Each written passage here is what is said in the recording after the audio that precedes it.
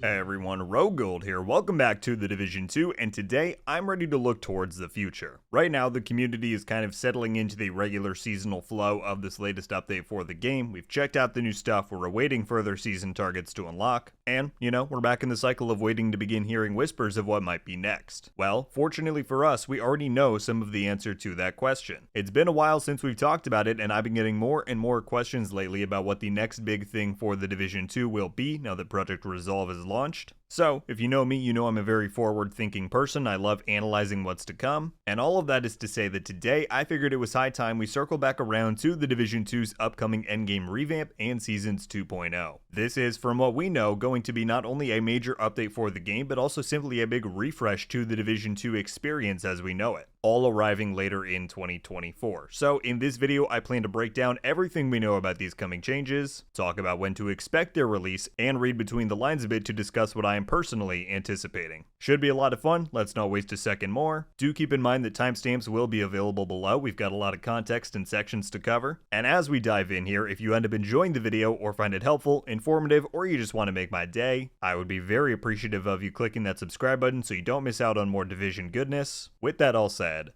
let's go. And to start, we need to cover some important information and context before getting into the details, because some notable things have changed since we last discussed this topic here in full on the channel. Firstly, these plans and the basis for the information covered in this video was all announced and released back in April 2023, when Ubisoft hosted the first annual Division Day event. The team at Massive previewed their upcoming plans for Year 5 content in the Division 2, and this, as well as interviews that released online alongside the event, describe all of the information we're covering today. There's a few important things to take from that. For one, that means that the last time this was all covered in an official capacity by the devs was about 10 months ago, and when content plans are discussed that far in advance, given we're still several months out from this stuff's release, you have to take what is said with a grain of salt. That does not mean that the devs don't intend to deliver on what was teased here, and it doesn't mean that they won't. I personally believe that most, if not all, about what was shared on these updates will still come to pass. But as we've seen in the past with the specialization rework, for example, plans can change over time. And so, again, just because of the time that has passed, just keep in mind that all of the info covered in this video is subject to change once we get closer to this stuff's actual release. Secondly, the timeline and overall framing of the quotes we're going to be covering in this video has changed. When these things were first announced at Division Day 2023, the plan was to have 4 seasons in Year 5, each 3 months in duration. And in the final season of the year, Year 5 Season 4, Seasons 2.0 and this in-game revamp would have launched alongside the upcoming story DLC that they have planned. That has all since changed. We're going to cover the new expected release window shortly, but now, Seasons 2.0, the in-game revamp, and the story DLC are all arriving in Year 6 updates. And they are staggered in their releases. The DLC is coming later than the stuff we're going to be talking about today. Again, I just wanted to go over that very briefly so that when we read some of these following quotes, you don't get confused, because plans have shifted over time. But with all of that down, let's now get into the good stuff, and where I wanted to begin with is just a brief overview and introduction to what we're talking about, in case this might be the first time you're hearing about all of this. In a broad sense, the devs behind the Division 2 have announced that they're firstly going to be revamping the endgame, meaning restructuring how incentives work, how rewards work, and trying to create a new purpose for newer and veteran players alike to log in and play the game on a regular basis. This also includes new items to chase, again, more details on that in a minute. We're also getting Seasons 2.0, which, like it sounds, is an evolution to the seasonal content system. Once again, restructuring and changing how seasonal content works to give players more reasons to want to play, and to refresh the entire experience. At a high level, that is what we're talking about, and what to expect with these changes coming later in 2024. Now let's get into more specifics. The first part being, when exactly is all of this going to release? Now, as we covered a moment ago, originally this was all set to go live in Year 5 Season 4 around this exact time of year. That all changed back in December, however, when we got the updated roadmap for the game. I'll throw it up on screen here so you can see it for yourself. The current update that we're in, Year 5 Season 3 titled Vanguard, now leads directly into Year 6 Season 1. And while we don't have a communicated date on that yet, basing things off of the seasonal calendar in-game, it would look as though we'll get this around June of this year. Then, as you can see, Year 6 Season 2 is when we're now set to receive Seasons 2.0, and it's been more or less confirmed that this is synonymous and does include the endgame revamp as well. If we stick to the idea of 4-month duration seasons, which it seems like Massive is going with for now, then that would approximately place Year 6 Season 2's release in October of this year, so in just about 7 months' time. Of course, we'll keep an eye out for further communication and confirmation beyond that, but expect that general time of year at the very least. With those broader details down, let's now get into the fun stuff, shall we? As I previously mentioned, this stuff was announced at Division Day 2023, but all we really heard there was, hey, this stuff is happening. It wasn't until Yannick, who is the creative director on the Division 2, did several interviews with various media outlets online, that we began to hear some actual concrete details on what we can expect with both the Endgame revamp and Seasons 2.0. So I went back and scoured everything we got, and I've picked 3 quotes that I want to go over that cover pretty much everything we know so far. The first 2 come from an interview he did with MP First. I will leave a link to the full article in the description if you want to go and read it for yourself, but I'll also put the quote up on screen here as I read through it. So, MP First said, "We know it might be a little too early to talk about it, but can you give a tease on how the Division 2's endgame will change in Season 4? And Yannick says, "We are looking at when you play the Division 2, and when you play a lot of very content-heavy life games, that there's always that moment when you're a player, you start, you learn the game, you learn the tropes, you play the story, and then the end game begins, and that's usually very daunting, and that suddenly the whole thing opens up and you get lost. The main ambition behind that change, Revamp, is to create an endgame that is going to be more welcoming for new players. So doing a better job at introducing new mechanics and introducing new modes and experiences. Really trying to give purpose to each one of them, so it's not just I want gear so I can play either Countdown or main missions, or I can play the Manhunt and everything gives you the same rewards. It's trying to find ways so that there's a reason why you would want to play this versus that depending on what you're after. In terms of cadence and how we are connecting all seasons, you can expect a big overhaul of seasons with Season 4 and how seasons are built and how they are rewarding players. It's really about the general structure of it. Why do we come back to the game? What do you do when you come back? What kind of rewards are you after? And really trying to have something that takes all of those pieces and reconnects them in a way that makes a bit more sense compared to what we have now." Okay, so this is the meatiest quote we have of the 3 that we're going to look at, and it certainly gives us a lot to think about. I think there are 3 main points I want to drive home from what Yannick says here. Firstly, it is clear that a big goal of the endgame revamp is to make the Division 2's endgame more approachable for new players. And I think that's a key distinction, approachable versus accessible. Because back when this was all announced, I remember people saying, oh boy, this just means they're going to cater the game more towards the casual players and further alienate the hardcore audience. Now, in fairness, I cannot prove that that's not what he's saying. I don't know what the plans entail. However, what I take from this quote is that they simply want to add more structure to the entire thing. For example, when you're going through the campaign, your objective is very clear. Do this mission to progress your story and get these rewards. And in essence, the endgame isn't all that dissimilar, right? You can do various activities that will net you progression and rewards relevant to whatever objective you might have. But the game doesn't tell you these things. And it's why live service and MMO games like The Division and many others see their new players and audiences struggle with keeping up with things. It's not because the systems or content is necessarily too complex, but if I hit level 40 and suddenly get 27 different notifications about, hey, this Countdown experience is now available, you can visit the summit, check out incursions, raids are good, if you want to try those, here's the expertise system, don't forget to tinker on the go, right? The problem isn't with any one of those in particular, it's just that it's so much all at once with no real guidance on how to approach them. So, if the devs can come up with a way to actually allow new players to navigate through current and future endgame editions more successfully, I see that as nothing but a beneficial thing. It has virtually no impact on more veteran players, and it increases the likelihood of new players sticking around with the game long term. Win-win. The next big thing he mentions is giving a purpose to each endgame activity. Again, he says it's not just I want gear so I can go play either Countdown or main missions, or I can play the Manhunt and everything gives the same rewards. It's trying to find ways so that there's a reason why you would play this versus that depending on what you're after. Now, this part specifically is a bit of a double-edged sword. Again, back when these comments came out, I saw a lot of mixed opinions. Many, myself included, said, hell yeah, a reason to go and play varied endgame content, that's awesome. A very similar effect in many ways with what we've seen happen since the project's revamp went live with this past update, yeah? But on the flip side, there were also many who said, I appreciate the fact that Div 2 doesn't force me to play certain content to get certain things. And if that's what this change in comment is implying, I'm skeptical. And while I personally caution judging things before we see them, I can't agree that that is a fair concern. Personally, it wouldn't bother me as much if we were to move more in that direction. I like individuality in content offerings, but I can certainly see it from the other side as well. I have a feeling that whatever happens, it's not like we're going to go from one end of the extreme where anything can be gotten from anywhere to the other where now only knee pads come from Summit or only ARs come from Countdown, right? I don't see that. but they might dabble with adding incentive to various parts of the endgame, and I'm intrigued if nothing else. And then lastly, he comments on the Seasons 2.0 side of things specifically, saying, why do we come back to the game and how do we better reward players? And I think this is the side of this overall change that is likely to excite veteran players more, because my impression, based off of his comments, is that they know the Division 2 seasonal model has gone about as far as it's going to. I appreciate the innovations they've made with each season, like with rescuing targets versus eliminating them, running missions backwards, changing up objective types. That stuff is fun to see. But at the same time, there's only so much room to grow within the current framework that they have, and if they want the Division 2 to carry on for another 2 to 3 years, then yeah, making a big foundational change to how seasons operate can play a big part in keeping players around, especially if they also plan to make them more rewarding, or at least rewarding in new ways. So I'm quite excited to see what comes from that.